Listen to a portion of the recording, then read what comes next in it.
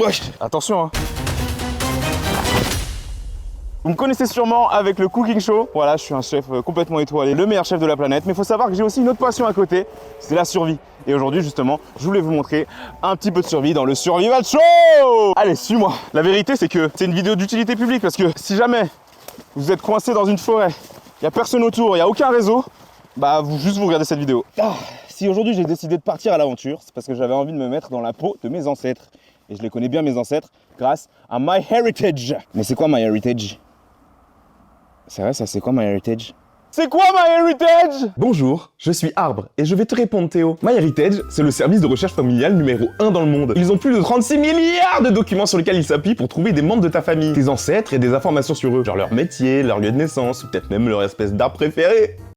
Il te suffit juste de créer ton arbre généalogique, je suis un arbre, avec tes parents et tes grands-parents, ce qu'on appelle les 7 magiques. Tu découvriras tes origines et peut-être même des cousins que tu connaissais pas, genre oh la dinguerie. Par exemple, on a essayé avec la famille de ma copine. Elle a simplement rempli les informations de ses parents et de ses grands-parents, et elle a commencé à faire des découvertes de fou. Genre elle a appris que son arrière-arrière-grand-père était cheminot en Normandie. Mais il était aussi soldat et a été blessé au combat avec une fracture du crâne, une amputation de la jambe gauche, le 30 août 1918. C'est fou de savoir tout ça. Je suis un arbre. Le service offre aussi des outils super intéressants, comme par exemple l'amélioration des photos, photosynthèse, je suis un arbre. Même en noir et blanc, il peut les réparer, les recoloriser et même les animer. Donc voilà, construis ton arbre généalogique et fais des découvertes poussées comme un arbre. Je suis un arbre. En cliquant sur le lien dans la description ou en scannant le QR code qui s'affiche sur ma feuille, vous pouvez avoir 14 jours d'essai gratuit avec toutes les fonctionnalités de MyHeritage. Je suis un arbre. Merci pour ton explication, Arbre. Maintenant, nous pouvons passer à la leçon numéro 1. La première leçon que je vais vous apprendre, comment faire un abri ? Bah, suivez-moi. Bah, en vrai, là, on est sur un terrain plutôt plat et c'est exactement ce qu'on cherche. On cherche un terrain plat pour que dessus, on puisse être d'une certaine manière assez plat pour qu'après, ça tombe pas. Et pour que ça tombe pas, il faut que ce soit un endroit plat. J'espère que j'ai été assez clair. On a trouvé notre camp de base, ça va être juste ici. Pour le moment, ça ressemble pas à grand chose, mais vous allez voir. Vous avez déjà vu D & Co sur M6 avec Valerie Damido. Ah, il y a même un endroit pour ranger mon sac. C'est des toilettes, ça. Oh, mais oui, de fou. Imagine un peu. T'imagines bien là? Bon, première étape, il faut qu'on réussisse à trouver un maximum de branches. Les branches, si jamais vous connaissez pas, hein. Il n'y en a pas. Allez, on part à la recherche de branches. C'est pas mal ça. Vous voyez quand il y a des annives ou quoi, il faut ramener des chaises et tu fais genre que tu essaies d'en ramener le plus possible en même temps. Je suis pareil là. On dirait un énorme balai. Pourquoi on fait pas le camp là-bas? Il y a toutes les branches, elles sont là. Allez. Là, vous voyez, c'est plutôt plat. Et le fait que ce soit plat, en fait, ça va permettre que si jamais... Ah là là. Ça, c'est des branches comme on n'en trouve pas dans la forêt. Enfin, si, du coup, j'en ai trouvé une dans une forêt, mais c'est une branche. Oh. Vous ne passerez pas. T'es passé là? En vrai ici c'est mieux hein. Ouais je pense que c'est assez plat. En fait il faut que ce soit plat parce que oh, Théma, il est en Y. Bon. Ça va être hyper important en vrai d'avoir un bâton en I, grec. Pourquoi on dit Y d'ailleurs? Genre il y a le I normal et il y a un I il vient de Grèce. Bon là on a des cordes. Wesh. On dirait les tours de magie quand les magiciens ils font genre. On a trop normalisé le fait qu'il y a des gens, ils ont des pouvoirs magiques. Un coup au-dessus, un coup à gauche, un coup à droite, vous l'avez ou pas? Eh, je suis plutôt fier, non? C'est pas mal, hein? Voilà, ici ce serait l'entrée. Donc voilà, je vais mettre un petit tapis avec écrit si vous lisez ça, vous êtes devant la maison. J'aime trop ce tapis, tu sais, ils les vendent à la Fnac là. Pourquoi ils vendent des tapis à la Fnac? Ok, ça fait une branche, pas mal. Bon, maintenant c'est parti pour en chercher 1 milliard. Ah! Il y a de la terre. C'est chiant de ouf.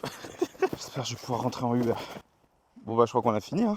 Salut, bienvenue dans mon berceau ici. Venez, rentrez. Là tu es dans le lit, dans la chambre principale. Tu peux faire une petite sieste avec un lit king size. On peut mettre une salle de bain juste ici et une cuisine là-bas, avec un four et tout. Mais... ouais. Ok. Ok. En vrai, je pense qu'il n'y a aucun monde où je vais là-dessous. Bon, la maison est faite. Oh! Je crois que j'ai un peu faim. Leçon numéro 2. Comment on fait pour survivre? Dans survivre, il y a vivre. Il y a aussi ivre. Comme quoi on peut pas survivre sans alcool. C'est la leçon les amis. Les enfants de moins de 18 ans, retenez bien ça. Oh la leçon. Oh, waouh, catastrophique. Dans la forêt, il y a 2 types de gibier. La première, c'est des feuilles. Bah, c'est comme de la salade. Je pourrais vous montrer, mais je suis pas très... Je suis l'inverse de vegan. Je suis... Nagev. Et la seconde... Terminal, peu importe, comme tu veux. Et poisson. Donc voilà, dans votre sac à dos, n'oubliez jamais de mettre une canne à pêche. Elle est petite de ouf, cette canne à pêche. Non. Genre, je suis censé être comme ça. Je l'ai bien joué, la surprise. C'est un peu genre un sabre laser. Vous voyez pas dans Star Trek? Regarde comment ça fait doing doing. Vous vous souvenez, en primaire, on faisait le... Mais Théma, le stylo, il dirait qu'il est flexible. Et tu sais, il faisait ça, là, comme ça. Ça vous dit quelque chose? Ça marchait pas. Ça m'a toujours saoulé. Je le dis. Je pousse mon coup de gueule. Il y a des choses dans le monde qui vont pas. Vous voyez, il y a Covid-19. Et ça. Ça? Ça. Le clown. Viens Jimmy, viens dans les égouts avec nous. Regarde ce stylo. Je vais vous donner un petit cours de pêche. Je parle évidemment pas des fruits.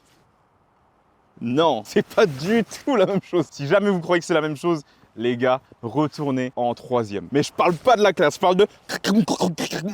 Je débraye, je trouve le point de patinage. Le secret pour réussir à attraper un poisson, c'est que sur notre canne à pêche, il faut absolument un appât. Mais surtout, ne mettez pas votre papa. Sinon après, il va se noyer. Et vous savez, les poissons, ils sont un peu comme nous. Et un truc qu'ils aiment beaucoup comme nous, c'est les bonbons. C'est un petit shrimp. Et du coup, on va le mettre au bout de notre canne à pêche. Et petit crochet de Jimmy Key. Arrrr. C'est qui? Capitaine Crochet. Mais là, il est vraiment petit. C'est genre capitaine Crochet la serrure. Capitaine... C'est capitaine. Oh, il y a une feuille. Bah là, sachez que les poissons, ils sont aussi nagev. Donc... Pour attirer les poissons, faut un peu secouer comme ça, vous voyez? Là, ils vont se dire, mais il y a du mouvement, ça se croque ça. Aussi, n'hésitez pas à faire des mouvements de gauche à droite comme ça, pour essayer d'attirer le plus de poissons possible. On dirait pas un poisson du coup. C'est le bruit des poissons. Faut être patient. Et pas docteur. Je vais la noter celle-là. Si un jour je fais genre, je sais pas, une émission de sketch ou un truc comme ça. Bon, on va utiliser une technique différente. Si jamais les shrimps ça fonctionne pas, vous avez une deuxième technique, c'est d'utiliser comme appât du poisson. Parce que du coup les poissons ils sont potes. Ils se disent, c'est mon pote là-bas. Oh, mec, ils ont un grand sentiment de fraternité, de liberté et d'égalité également. Petit poisson. Oh mec, il y a un poisson. On va se faire un festin. Bon, on regarde ça sur le côté. Donc là, on va pouvoir passer au 3e type de gibier, et c'est la viande. Et je sais pas si vous avez vu, genre Astérix ou quoi, dans les forêts, il y a toujours des sangliers. Donc en fait, il faut juste qu'on se mette là, tranquille, derrière un arbre. Il faut toujours se mettre derrière un arbre, et tu regardes un petit peu comme ça. Mais il faut pas de bruit. Ok, là, on est sur un sanglier de type 2. Pour les chasser, il n'y a vraiment rien de plus simple. Il faut que vous ayez un arc, de préférence vraiment un arc très puissant. C'est pour ça que moi, j'ai un arc Spider-Man. Donc il faut y aller très doucement, il faut faire aucun bruit.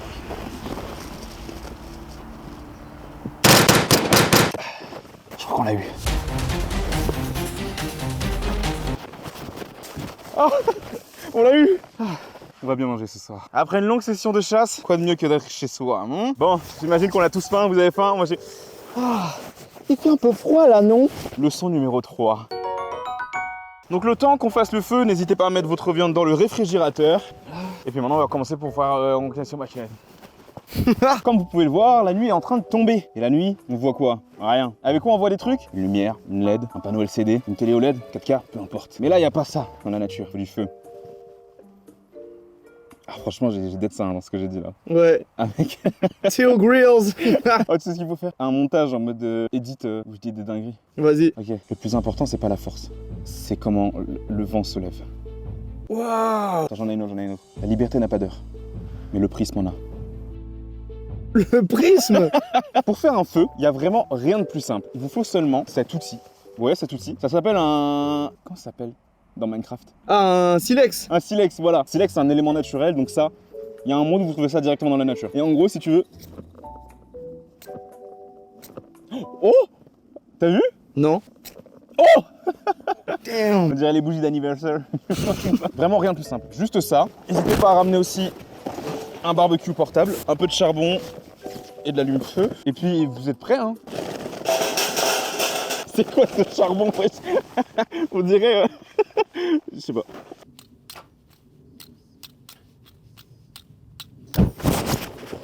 J'ai trop peur. Bon, je crois qu'on est plutôt pas mal. Ça a vraiment l'air illégal, mais de fou.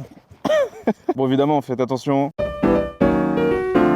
Bon, il est temps de sortir notre viande du réfrigérateur. Ah, la porte ne peut pas s'ouvrir là, vous savez. Ah, c'est bon. Vu qu'on est au milieu de la forêt, c'est un peu la même logique que le feu. Il faut prendre le strict minimum. Bon, on va commencer par une poêle à induction. Petite planche à découper. Coupe en deux. Une pour toi, une pour moi. Merci. Un petit peu de beurre dans la poêle. Ensuite, on prend une petite gousse d'ail. Tu cuisines bien, hein. T'as pas vu mes cooking shows? Si, si. Quand j'ai dit on prend le strict minimum, donc j'ai pas pris de presse ail. Voilà, vous avez pris une cuillère aussi, préférablement de la marque Cyril Lignac. On sale notre viande avant. Et là, vous mettez votre viande sur votre poêle. Ce qui est avantageux, c'est que vous pouvez jeter dans la nature. C'est biodégradable, biodegradable. Vous prenez évidemment votre bol, petit dosimètre. On va faire une petite sauce, petite sauce soja. Prenez votre cuillère, vous le mettez directement dans le bol. Pensez à ramener un petit peu de fond de veau, le rajouter à la sauce soja. Vous mélangez un petit peu. N'hésitez pas à prendre de l'huile d'olive. La truffe noire, ça peut être plutôt pas mal. Mettez vraiment juste un filet. Évidemment, prenez une échalote. Pensez à prendre un petit fouet, on peut la retourner. Pensez à prendre votre poivrier à l'aide d'une autre cuillère que vous avez pensé à prendre. Vous badigeonnez un petit peu votre viande de votre beurre. La viande est à peu près saignante, vous allez pouvoir la dresser directement sur l'assiette que vous avez ramenée. Mettez au centre du plat. Pensez bien à ramener du romarin. Alors, prenez quelques feuilles, vous la rajoutez à votre beurre. Mélangez un petit peu. Prenez une cuillère de jus que vous mettez dans votre sauce. Mélangez le tout. Voilà. On dirait la viande, elle a tourné genre. Et évidemment, pour finir le dressage, un petit peu de romarin par-dessus. Légère pincée de sel. Hop. Donc voilà. Ça, c'est vraiment le plus basique quand vous êtes dans la forêt et que vous n'avez pas grand-chose. Juste pensez à prendre 2-3 ingrédients et 2-3 ustensiles. Et puis bon appétit. Un peu de sauce. Mec, goûte ça. Goûte. Oh, hey. Tu goûtes avec la sauce? Damn. Super bon. C'est de la grande cuisine, mec. Mec, c'est ouf qu'on a fait ça au milieu de la forêt. T'as plus d'idée, là, je mange. Quelle belle journée. Je suis trop content. Bah écoutez les amis, on va se quitter là-dessus. J'espère que cet épisode du Survival Show vous a plu. Voilà, c'était la première fois qu'on fait ça. Peut-être que la prochaine fois on ira, je sais pas, dans le désert ou peut-être dans la neige. Dans des aires d'autoroute. Ah Je suis content de reconnecter un petit peu avec la nature. Là ce soir, là j'ai fait mon petit plat et je pense que je vais aller m'endormir dans mon magnifique abri. Puis moi je vous dis à la prochaine. Cette vidéo est d'utilité publique une fois de plus, donc n'hésitez pas à la partager. Merci encore une fois à MyHeritage d'avoir sponsorisé cette vidéo. Tu peux faire ton arbre généalogique et faire des découvertes archi poussées en cliquant sur le lien dans la description ou avec ce QR code. D'ici là, je vais vous dire... Attends, je disais miam miam dans Cooking Show. Là je veux dire quoi? Survie. Survie